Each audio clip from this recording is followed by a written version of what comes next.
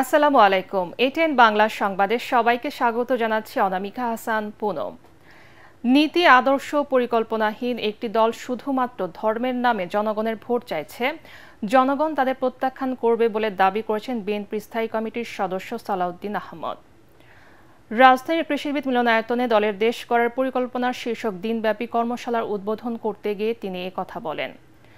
বিএনপির ভবিষ্যৎ পরিকল্পনার কথা উল্লেখ করে তিনি বলেন, ফ্যামিলি কার্ড, কৃষি ও স্বাস্থ্য কার্ডের মাধ্যমে জনগণের সামাজিক নিরাপত্তা নিশ্চিত করতে চান তারেক রহমান। সালাউদ্দিন আহমদ বিএনপি নেতাকর্মীদের ভবিষ্যৎ চ্যালেঞ্জ মোকাবেলায় নিজেদের যোগ্য করে গড়ে তোলার আহ্বান জানান। সিনিয়র যুগ্ম মহাসচিব রুহুল কবির রিজভী বলেন, ভোটের নামে জান্নাতের টিকিট বিক্রির মতো জঘন্য প্রচারণা চালাচ্ছে জামাত। বিকেলে লন্ডন থেকে ভার্চুয়ালি যুক্ত হয়ে কর্মশালায় বক্তব্য রাখবেন বিএনপির ভারপ্রাপ্ত চেয়ারম্যান তারেক রহমান। 13 ডিসেম্বর পর্যন্ত ধারাবাহিকভাবে চলবে এই প্রশিক্ষণ কর্মশালা। আমরা যা করছি তা হচ্ছে planning. Planning is half of the job. If you don't plan, you are planning to fail. ছাত্রদল বলে, ইংরেজিতে বলে। কারণ যদি আমরা রাষ্ট্র পরিচালনার ক্ষেত্রে আগের থেকে পরিকল্পনা প্রণয়ন না করি, তাহলে আমরা ফেল করার জন্যই পরিকল্পনা করলাম। এখন এই কথাটা তো আমাদের ধর্ম ব্যবসায়ী বন্ধুদের উদ্দেশ্যে বলা হয়ে গেল। তারা কেবলই বলছে যে এখানে একটু মার্কাতে ভোট দিলে তরতরাই আজান্নাতে যাবে, তার আগে ইহকালে কিভাবে চলবে এর কোনো বক্তব্য নাই। কদিন আগে অবশ্য খুলনাতে এক বন্ধুকে যোগদান করিয়েছে, আমি অবশ্য এর বেশি বলবো না। তারাও এখন একই কথা বলছে আর কি, বলছে আচ্ছা এর বেশি বলা ঠিক হবে না বোধ হয়। মানে যেই দলের কোনো নীতি আদর্শ নেই, কোনো পরিকল্পনা নাই, শুধুমাত্র ধর্মের নামে একটা ট্যাবলেট বিক্রি করে জনগণের সাথে প্রতারণা করার পরিকল্পনা করছে, তাদেরকে জনগণ ইতিমধ্যে চিনেছে, তাদের মুখোশ উন্মোচিত হয়েছে। সাবেক প্রধানমন্ত্রী ও বিএনপি চেয়ারপারসন বেগম খালেদা জিয়াকে উন্নত চিকিৎসার জন্য লন্ডনে নিতে কাতার সরকার জার্মানির একটি এয়ার অ্যাম্বুলেন্স ঢাকায় পাঠাচ্ছে। এটি 9 ডিসেম্বর মঙ্গলবার ঢাকার হযরত শাহজালাল আন্তর্জাতিক বিমানবন্দরে অবতরণ করবে। বিএনপি চেয়ারপারসনকে নিয়ে 9 অথবা 10 ডিসেম্বর লন্ডনের উদ্দেশ্যে যাত্রা করার কথা রয়েছে এয়ার অ্যাম্বুলেন্সটির। তবে সবকিছু চিকিৎসকদের সম্মতির উপর নির্ভর করছে বলে বিএনপির পক্ষ থেকে জানানো হয়েছে।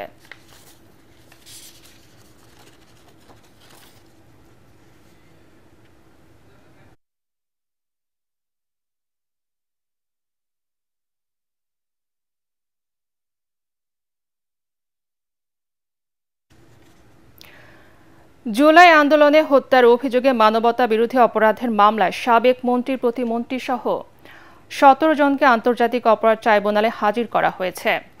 আসামিরা হলেন সাবেক আইনমন্ত্রী আনিসুল হক, সাবেক শিক্ষামন্ত্রী ডক্টর দীপুমণি, সাবেক আইসিটি প্রতিমন্ত্রী জুনায়েদ আহমেদ পলক, সাবেক বস্ত্র ও পাট মন্ত্রী গোলাম দস্তগীর গাজী, সাবেক শিল্পমন্ত্রী আমির হোসেন আমু, সাবেক খাদ্যমন্ত্রী কামরুল ইসলাম, সাবেক কৃষিমন্ত্রী আব্দুর রাজ্জাক, সাবেক নৌমন্ত্রী শাহজাহান খান, ওয়ার্কার্স পার্টির সভাপতি রাশেদ খান মেনন, জাসদ সভাপতি সাবেক তথ্যমন্ত্রী হাসনুল হক ইনো, সাবেক বিচারপতি HM শামসুদ্দিন চৌধুরী মানিক, সাবেক স্বরাষ্ট্র সচিব জাহাঙ্গীর আলম, সাবেক এমপি সোলাইমান সেলিম, সাবেক এমপি ফারুক খান, সাবেক প্রধানমন্ত্রীর উপদেষ্টা তৌফিকি ইলাহি চৌধুরী, শেখ হাসিনার সাবেক বেসরকারি শিল্প বিনিয়োগ উপদেষ্টা সালমান এফ রহমান ও সাবেক প্রতিমন্ত্রী কামাল আহমেদ মজুমদার। আসামিদের মধ্যে সালমান, আনিসুল, ইনু ও পলকের বিরুদ্ধে আলাদা আলাদা আনুষ্ঠানিক অভিযোগ দিয়েছে প্রসিকিউশন। জাসদ সভাপতি হাসনুল হক ইনুর সাক্ষ্য গ্রহণ পিছিয়ে 15 ডিসেম্বর তারিখ ঠিক করেছেন ট্রাইব্যুনাল। গত 15 অক্টোবর পৃথক মামলায় সাবেক সেতুমন্ত্রী ওবায়দুল কাদের সহ 45 জনের বিরুদ্ধে তদন্ত শেষ করে আজকের মধ্যে প্রতিবেদন দখলের নির্দেশ দিয়েছিল ট্রাইব্যুনাল 1।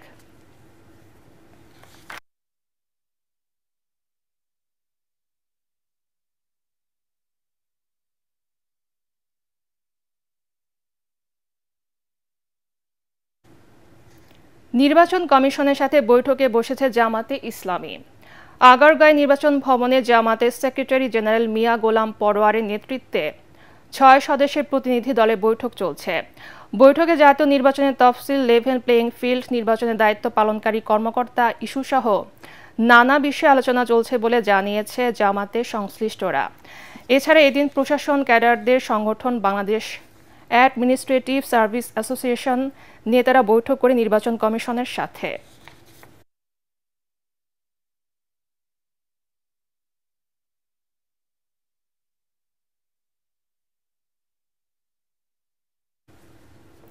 শীতের দাপট স্থবির হয়ে পড়েছে উত্তরাঞ্চলের জনজীবন। হিমেল বাতাসে বেড়েছে শীতের তীব্রতা।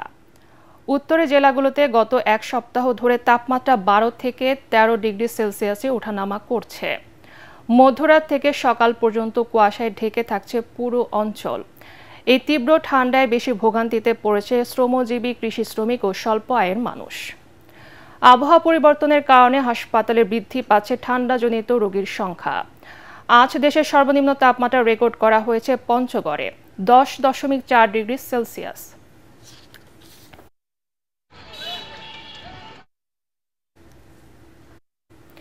(1971) সালের আজকের এই দিনে পাক হানাদার বাহিনীর পরাজয়ের মধ্য দিয়ে মুক্ত হয় বরিশাল, ঝালকাঠি ও কুমিল্লা।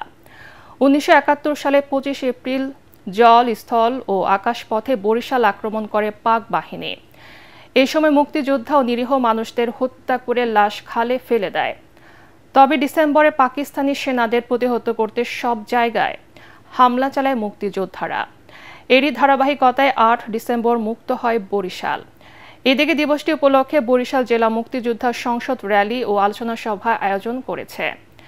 এদিকে ঝালকাঠিও হানাদার মুক্ত হয়। 1971 সালের আজকের এই দিনে পাক হানাদার বাহিনী চারদিক থেকে অবরুদ্ধ হয়। দুপুরে মুক্তিযোদ্ধারা চারদিক থেকে থানা ঘেরাও করে রাখে। সন্ধ্যায় মুক্তিযোদ্ধা কমান্ডার সেলিম শাহনেয়াজ থানায় আসে এবং তৎকালীন পুলিশ বাহিনী তাদের কাছে অস্ত্র জমা দিয়ে আত্মসমর্পণ করে। রক্তপাতহীনভাবে ঝালকাঠি হানাদার মুক্ত হয়। ঝালকাঠি হানাদার মুক্ত দিবস উপলক্ষে মুক্তিযোদ্ধাদের বিজয় র্যালি ও আলোচনা সভা কর্মসূচি নেওয়া হয়েছে। এদিকে কুমিল্লা পাক হানাদার বাহিনী থেকে মুক্ত হয় দীর্ঘ 9 মাসের যুদ্ধ আর নির্যাতনের পরিসমাপ্তি ঘটিয়ে মুক্তিযোদ্ধা ও মিত্র বাহিনী সহ সর্বস্তরের জনগণের উল্লাসে প্রকম্পিত হয়ে ওঠে এই অঞ্চল।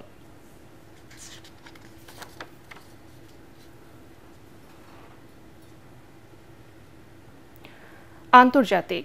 দক্ষিণ পূর্ব এশিয়ার 2 প্রতিবেশী দেশ থাইল্যান্ড এবং কম্বোডিয়ার সীমান্তের সংঘর্ষে এক থাই সেনা নিহত ও 4 জন আহত হয়েছে।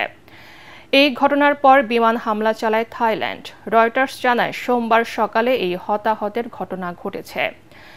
এর আগে রোববার দুপুরে কম্বোডিয়ার সীমান্তবর্তী থাই প্রদেশ সিসাকেতে 2 দেশের সেনাবাহিনীর মধ্যে গুলি বিনিময় হয়। এ সময় অন্তত 2 জন থাই সেনা আহত হয় বলে জানিয়েছে থাই সেনাবাহিনী। এই ঘটনার পর পাল্টা জবাব দেয় থাই সেনাবাহিনী। এর পরপরই কম্বোডিয়ার সীমান্তবর্তী এলাকা থেকে প্রায় 4 লাখ মানুষকে নিরাপদ স্থানে সরিয়ে নিয়েছে থাইল্যান্ডের সেনা ও সীমান্তরক্ষী বাহিনী। এর আগে গত জুলাই মাসে 2 দেশের মধ্যে 5 দিনের সীমান্ত যুদ্ধ হয়েছিল। এতে বহু মানুষ প্রাণ হারায় এবং 2 লাখের মতো মানুষ বাস্তুচ্যুত হয়। পরে প্রেসিডেন্ট ট্রাম্প 2 দেশের নেতাদের সঙ্গে ফোন আলাপের মাধ্যমে 28 জুলাই প্রাথমিক যুদ্ধবিরতি ঘোষণা করেন।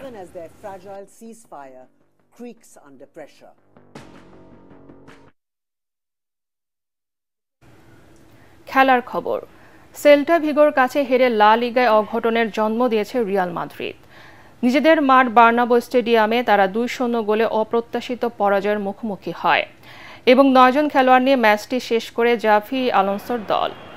গোলশূন্য প্রথমার্ধের পর খেলার বদলি খেলোয়াড় উইলিয়র সুইডবার্গ অপ্রত্যাশিতভাবে সেল্টাকে লিড এনে দেন। 64 মিনিটে 2 বার হলুদ কার্ড পেয়ে গার্সিয়া মাঠের বাইরে গেলে পরিস্থিতি খারাপের দিকে যায় রিয়ালের। যোগ করার সময়ের 2য় মিনিটে আলভারো ক্যারেরাস এবং অ্যান্টরিক লাল কার্ড পেলে 9 জনে নেমে আসে রিয়াল। এই সুযোগে সেল্টা ভিগোর হয়ে দ্বিতীয় গোলটি করেন সুইডবার্গ। 2014 সালের মে মাসে সেল্টা ভিগোর কাছে শেষবার হেরেছিল রিয়াল মাদ্রিদ। পরবর্তী সংবাদ দেখার আমন্ত্রণ জানিয়ে এখনকার মতো শেষ করছি। ATN বাংলা সংবাদ ইউটিউবে দেখতে ব্রাউজ করুন YouTube/ATN বাংলা নিউজ। ধন্যবাদ সবাইকে।